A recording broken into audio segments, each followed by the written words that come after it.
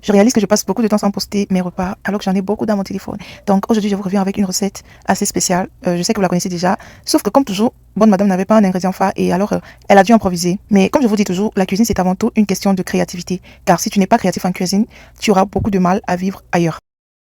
Alors, la recette que je m'avais vous proposer aujourd'hui est une recette assez simple. C'est une recette de macabo avec ndolé. Je sais que beaucoup la connaissent, mais moi, je n'avais pas de ndolé.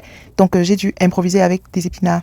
J'ai commencé par faire revenir mon hareng dans de l'huile rouge. Et après, j'ai fait revenir mes macabos, comme vous pouvez le voir. Pendant ce temps, j'ai ajouté des épices, paprika, rondelles, poivre blanc, tout ce que je veux ajouter en fait. Donc vous avez aussi la liberté de faire comme vous voulez chez vous. Je procède de cette façon pour que chaque macabo puisse s'imprégner du goût des épices ainsi que du goût du sel. On va venir ajouter de l'eau pour faire cuire le macabo. On verse de l'ail préalablement haché avec du poireau et d'autres condiments verts. On va continuer par découper nos épinards en fines lamelles. On peut également choisir de ne pas les découper du tout. L'essentiel est que les épinards cuisent et qu'ils apportent cette coloration verte et ce goût particulier que seuls les légumes ont.